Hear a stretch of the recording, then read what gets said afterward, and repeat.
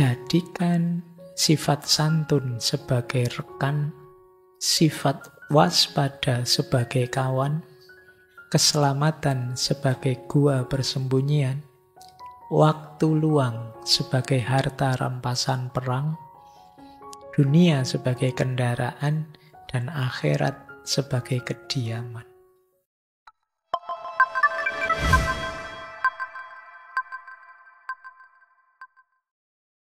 Ini gampang-gampang susah. Hindari hal-hal yang tidak berguna bagimu, niscaya kamu akan selamat. Ini penting ya. Perjalanan menuju Allah itu di antara pengganggunya adalah kamu sibuk sekali dengan hal-hal yang sebenarnya tidak berguna. Kalau kamu bisa menghindari ini, kalian akan lebih selamat. Berarti dalam muhasabah akhir tahun ini silahkan teman-teman ngecek ya. Sehari-hari itu biasanya yang dilakukan apa saja, terus dinilai. Nilailah aspek pentingnya. Mungkin kamu kasih nilai A, B, C, atau D gitu aja ya. Kalau A ini sangat penting, tidak bisa ditinggal. Kalau B masih harus dijalankan sih, meskipun tidak sepenting yang pertama. Kalau C mungkin bisa ditinggal sebenarnya sih, kalau memang ada yang penting yang harus didulukan. Tapi seandainya harus dilakukan ya tidak masalah. Kalau D, jangan dilakukan sama sekali.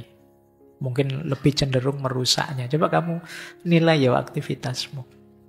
Tidurmu berapa, makanmu berapa. Kalau kamu push rank itu nilainya berapa. Kalau kamu ndak berhenti-berhenti main itu. Coba kamu hitung nilai gunanya. Semakin banyak persentase hal yang tidak berguna, sebenarnya berhubungan dengan nilai dirimu. Berarti ya kamu juga orang yang tidak berguna. Kurang berguna. Jadi banyak fungsi dan potensimu yang terabaikan. Makanya hindari hal-hal yang tidak berguna, maka engkau selamat. Di antara yang harus kita bersihkan, ini dulu kalau kembali ke nasihatnya Imam Haris Al-Muhasibi di sesi, saya lupa mungkin tahun lalu ya, sesi muhasabah itu, paling basic yang harus kita bersihkan adalah dosa. Lebih tinggi dari dosa yang harus kita bersihkan adalah keterikatan. Lebih tinggi dari keterikatan adalah hal-hal yang tidak berguna. Kalau 3 hal ini bersih, insya Allah yang tersisa Allah saja. Jadi ini step-step melakukan muhasabah. Jadi berarti yang tidak berguna mengganggu. Kalau istilahnya dulu, hal mubah tapi tidak ada gunanya. Mubah itu ya karena tidak dosa sih. Tidak menyakiti siapa-siapa juga tidak haram. Tapi tidak penting. Kalau kamu terlalu sering melakukannya, banyak hal penting yang lain yang terganggu. Ini dulu yang membuat mungkin ya beberapa ulama memfatwa beberapa hal yang sebenarnya itu boleh saja sih. Itu di fatwa tidak boleh. Saya pernah baca beberapa, misalnya ada fatwa main catur itu haram misalnya. Itu karena mungkin bukan manunya, main catur itu kadang lama. Menghabiskan waktu berjam-jam. Mungkin dilihat efektivitasnya. Jadi ya bukan berarti tidak boleh sama sekali mungkin ya, mungkin dalam konteks tertentu. Wah saya atlet catur Pak, kalau tidak main catur gimana? Ya itu kan berarti untuk atlet catur ya itu sesuatu yang sangat berguna. Tapi kamu yang tugasnya belajar besok UAS ya malamnya jangan melekan main catur. Baik, ini kalian yang bisa melakukan. Kalimatnya sih cuma 1 kalimat, tapi menjalankannya bisa berhari-hari. Kamu mengidentifikasi mana yang tidak berguna, mana yang berguna. Kita lanjutkan. Ketahuilah bahwa sedikit yang mencukupimu itu lebih baik daripada banyak yang menyengsarakanmu. Sekali-sekali kalian nanti baca ya buku. Dulu terkenal sekali zaman mahasiswa. Yang nulis Schumacher. Judulnya Kecil Itu Indah. Makanya saya jadi orang kecil saja. Dulu kalau ditanya, wah Wak Faiz tidak bisa besar, tidak apa-apa, kecil itu indah. Oke, dulu kalau saling ledek-ledekan kan begitu. Kamu jangan tinggi-tinggi, ini musim hujan, kalau kena petir yang tinggi duluan. Terus yang tinggi balasnya, yo kalau hujan petir, kalau hujan air kena banjir, yang pendek duluan. Baik, jadi yang sedikit yang mencukupi itu lebih baik daripada banyak menyengsarakan. Jangan ngeyel ya, biasanya ngeyel. Kan lebih enak banyak mencukupi, Pak. Kamu selalu begitu milihnya. Kenapa sih sedikit mencukupi itu lebih baik? Tidak terlalu menyibukkan kita. Nanti ada penjelasan tentang qanaah. Tidak tahu nyampe apa enggak tentang qanaah ini. Jadi, kalau kalian punya banyak, kesibukanmu lebih banyak. Mending sedikit tapi cukup. Jadi sedikit bukan kurang loh ya. Makanya istilahnya sedikit tapi mencukupi. Daripada banyak yang menyengsarakan. Makanya kadang-kadang orang menyebut enak mana banyak uang dan tidak punya uang. Dari sisi sibuknya, enak tidak punya uang. Karena yang punya uang mikirnya banyak. Uangnya dipakai apa ya, pakai ini, pakai itu. Mikirnya macam-macam, terus ada banyak hal yang harus dia jaga. Yang tidak punya uang, mikirnya cuma satu. Gimana caranya punya uang? Jadi kamu tidak sibuk, ya mikirnya itu dong. Dan tidak dapat-dapat lagi. Nanti kamu, alhamdulillah ya Allah, saya tidak banyak uang, jadi tidak sibuk. Tapi ini kalau di Sufi ada istilah qanaah. Sedikit, tapi saya cukup kok. Coba kalian sambungkan isu ini dengan sesi minimalisme, frugal life. Kemarin ada slow living, itu berhubungan dengan ini semua. Bayangkan kadang-kadang kalian buka lemari saja, milih hari ini pakai baju apa, itu bisa 10-15 menit. Pakai baju ini, Anda, minggu lalu sudah saya pakai, masa dipakai lagi, pakai baju ini. Nanti kembaran sama teman yang sana, pakai baju itu, kamu mikirnya panjang, cuma milih baju saja. Lebih lama daripada kamu sholat 8 rakaat. Cuma milih baju satu-satu. Oke, sibuknya lebih panjang. Coba bajumu cuma 2 atau 3 itu kan. Kalau enggak ini ya itu kan gitu aja. Kamu lebih cepat. Karena terlalu banyak kamu lebih sibuk. Jadi itu ilustrasi sederhananya. Banyak yang menyengsarakan. Kalau enggak hanya baju, misalnya sepatumu juga banyak. Ya kamu terus mikir. Pakai sepatu apa hari ini? Coba sepatumu cuma 1, hanya itu. Ya mana lagi? Ya cuma itu, enggak pakai mikir. Oke, nanti belum tasnya. Tasnya banyak, mikir lagi. Ini tas ini yang matching sama bajunya mana. Yang ini mikir lagi kan. Jadi tambah banyak yang dimiliki, tambah sengsara. Karena pertimbangannya tambah panjang. Oke, ya kalau kalian seperti beliau, yang para sufi, ya lebih milih hidup sederhana saja. Yang penting cukup. Baik, kita lanjutkan. Ini gaya hidup. Ini pahit. Kalian hati-hati. Ini sebenarnya mengambil dari hadis. Ittaqu doa al-madhlum. Takutlah, hati-hatilah terhadap doanya orang yang dizolimi. Mungkin hari ini kita tidak sadar sering menzolimi orang. Karena sekarang kita bisa berinteraksi dengan siapapun dengan sangat intensif melalui media sosial. Jangan-jangan komentar-komentar yang kita tidak sengaja itu menyakiti orang. Itu kalau orangnya tidak berkenan, apalagi mendoakan jelek. Tak doain yang ngomong jelek begitu, misalnya dia langsung berdoa pada Allah, hati-hati. Karena doanya orang mazlum itu langsung. Nanti di syarahnya bahkan ada penjelasan termasuk doanya orang kafir. Jadi nanti di syarahnya Syekh Abu Huda tadi ada penjelasan termasuk orang kafir. Kita kan sering mencela, merendahkan. Jangan lupa mereka juga makhluknya Allah. Hati-hati dengan keluhannya, ratapannya, rintihannya orang yang dizolimi. Allah itu sangat berpihak pada mustad'afun, orang-orang yang dilemahkan, dizolimi. Ada cerita Nabi Musa itu berkali-kali dicurangi, berkali-kali dibohongi oleh Bani Israel. Tapi kenapa Nabi Musa disuruh menemani terus Bani Israel dan beberapa kali ditolong? Karena mereka dalam posisi sedang lemah. Saat itu mereka inferior, sedang dizolimi.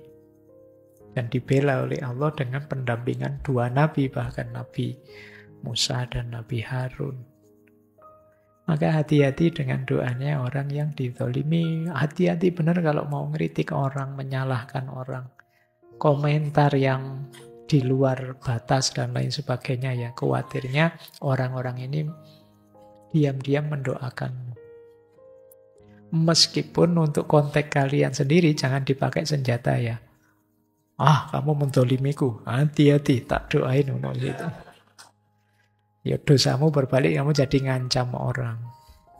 Terus orangnya gini, kamu ngancam aku juga tersakiti nih. Ayo pertandingan doa sekarang gitu. Baik. Ini untuk kita ya, kamu sering sekali ini pakai untuk orang lain. Baik, hati-hati tetap. Mungkin kita tidak sengaja.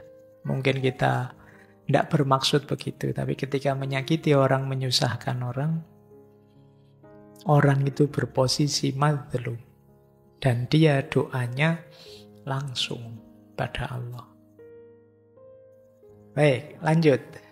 Pikirkan baik-baik urusanmu dan bangunlah dari tidurmu. Karena kamu akan diminta pertanggungjawaban atas umurmu. Ini kalau diringkes pakai bahasamu hari ini, jangan rebahan saja. Pulang-pulang dari kampus langsung geledak. Mulai asar sampai isya sudah. Baik, hati-hati. Setiap detik umur kita akan diminta pertanggungjawabannya. Maka bangun dari tidurmu. Sadari tugasmu apa. Itu makanya pikirkan baik-baik urusanmu. Jadi di antara jalan kita untuk dekat pada Allah adalah kita jalankan amanat Allah dalam hidup kita sesuai posisi kita sebaik-baiknya. Jadi ada pandangan untuk dekat pada Allah itu bisa jalan. Kalau ini dari Syekh Ibnu Athaillah As-Sakandari, bisa lewat jalan tajrid, bisa lewat jalan asbab. Jadi dua-duanya memang ketetapannya Allah. Ada orang yang seperti para sufi ditakdir Allah untuk mempersembahkan hidupnya sepenuhnya untuk Allah lewat jalan spiritual. Ada yang seperti kita yang masih punya amanat ini, amanat itu, tugas ini, tugas itu dalam hidup. Dan dua-duanya adalah jalur untuk dekat pada Allah. Misalnya teman-teman jadi mahasiswa, jadilah mahasiswa yang baik dengan nawaitu lillahi ta'ala. Menjalankan amanatnya Allah untuk belajar jadi manusia baik yang berguna. Itu jalan kita untuk dekat pada Allah. Mungkin Anda yang jadi petani, lakukan pertanian sebaik-baiknya, semaksimal yang kita mampu. Nawaitunya juga memenuhi amanat tanggung jawab dari Allah. Maka pertanian jadi jalan spiritual. Kemahasiswaan bisa jadi jalan spiritual. Kemarin kita pakai istilah transendensi. Maka pikirkan urusanmu, jangan tidur saja. Perhatikan waktumu untuk memenuhi tanggung jawabmu. Itulah di antara jalanmu untuk lebih dekat pada Allah. Itulah di antara yang bisa menghadirkan ridhonya Allah pada kita. Jadi orang tua, jadilah orang tua yang terbaik. Jadi anak, jadilah anak yang terbaik. Jadi saudara, jadilah saudara yang terbaik. Itulah bagian dari jalan spiritual kita. Makna dari nasihatnya Syekh Haris Al-Muhasibi ini. Jadi perjalanan menuju Allah ya jangan dibayangkan hanya di masjid kemudian wiritan, kemudian tidak hanya itu. Bahkan ada zaman Nabi sahabat yang ditegur.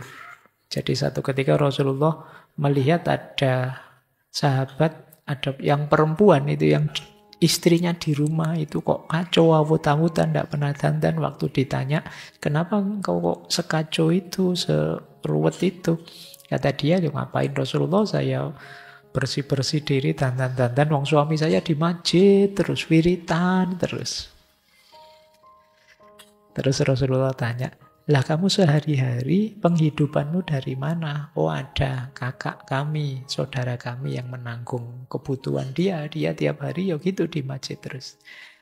Terus komentarnya Rasulullah apa? Kakakmu lebih baik daripada saudaramu. Jadi padahal yang kakaknya mungkin tidak serius itu ibadahnya, tidak setekun itu.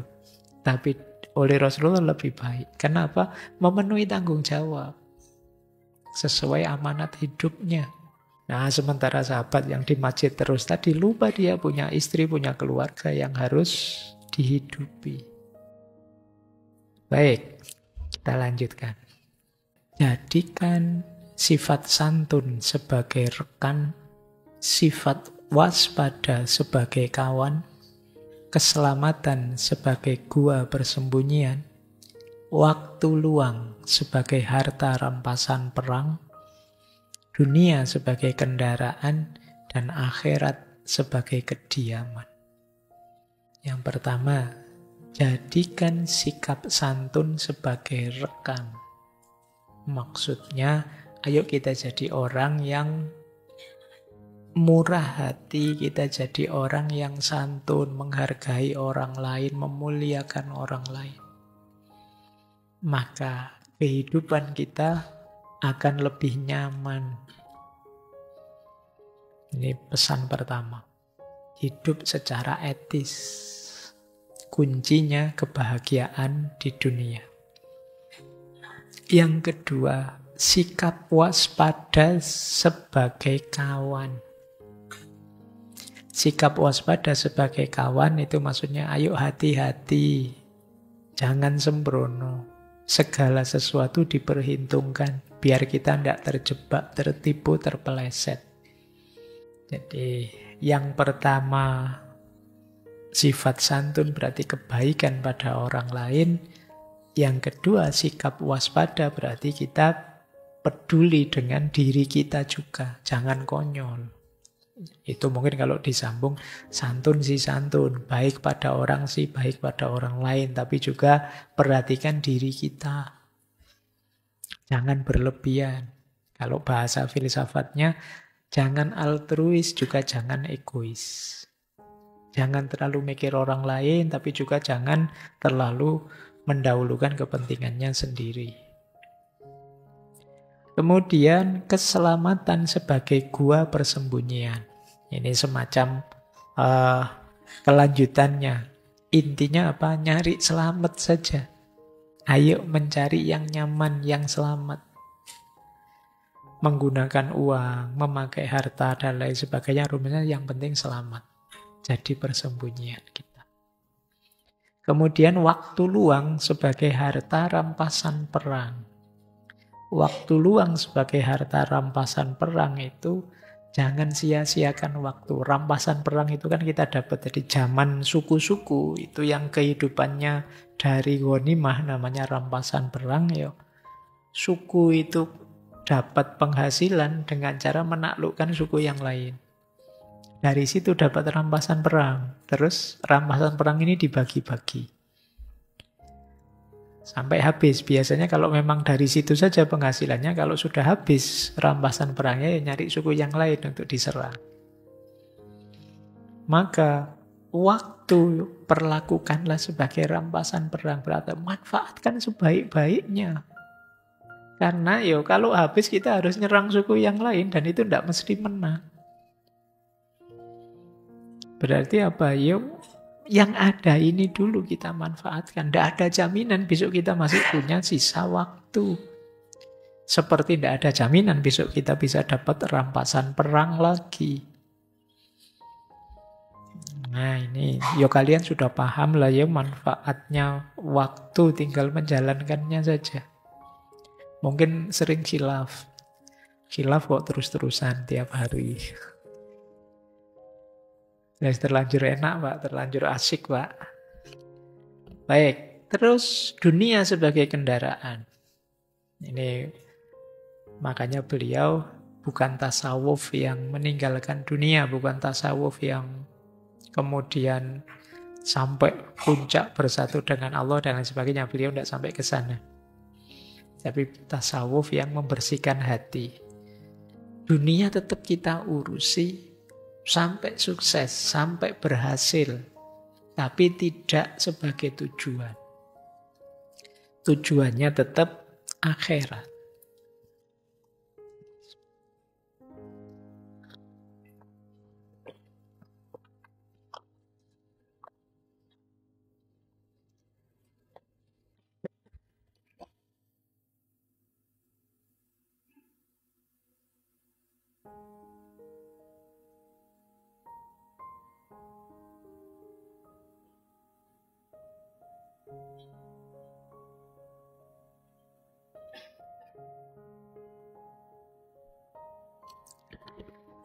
Oke, kita lanjutkan.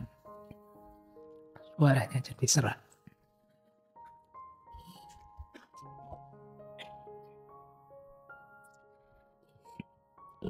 Baik. Yang terakhir, akhirat sebagai kediaman. Kediaman itu rumah. Jadi akhirat adalah tempat kita kembali. Suaranya terdengar enggak di luar?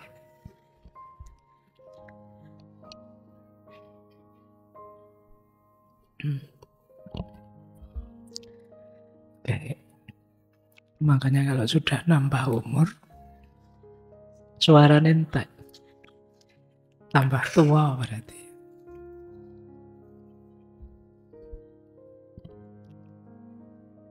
Oke, kita lanjutkan.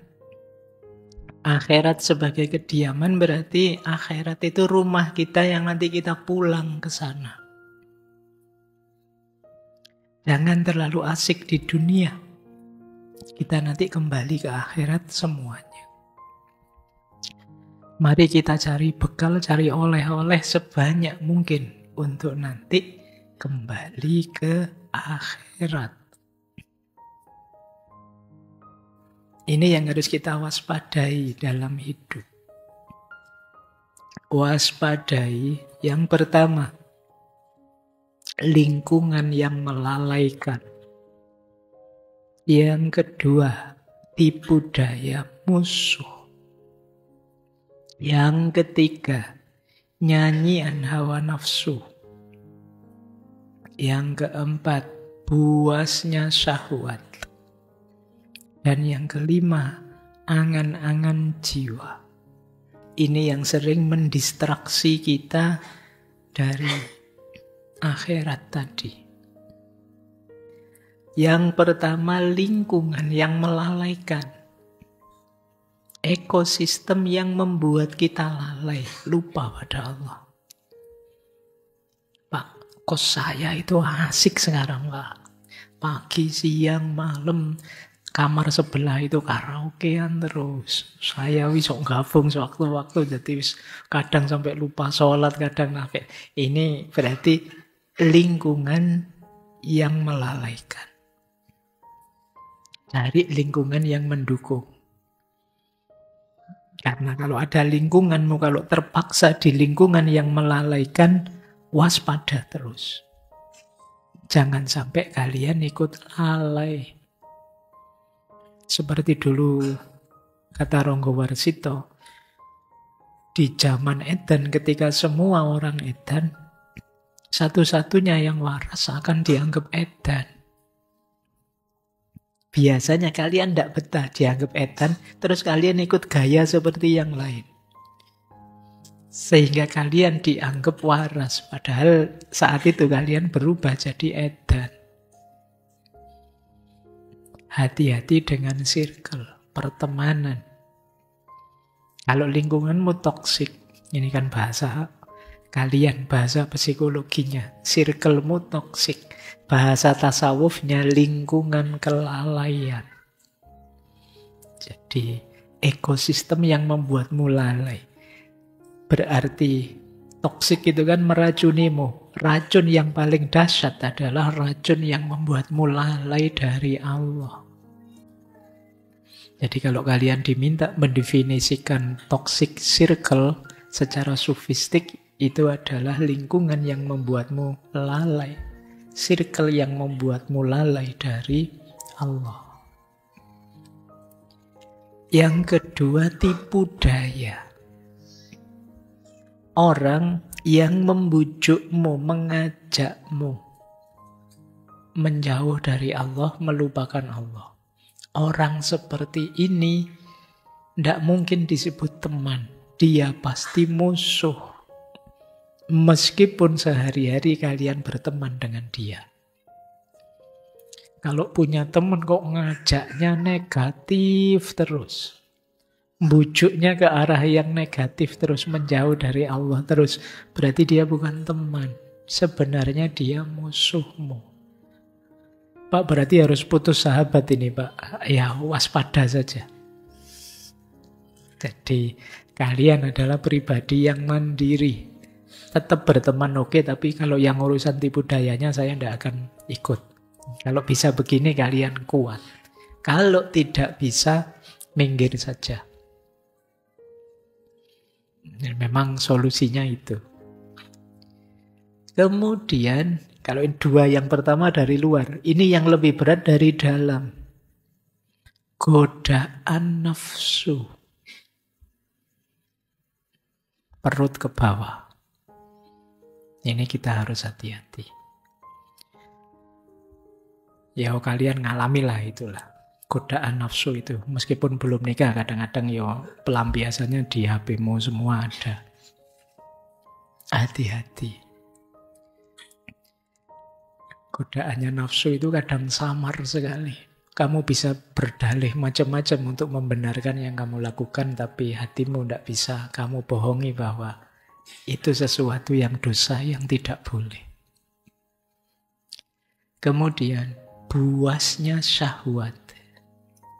Syahwat ini nafsu kebinatangan, sabu'iyah.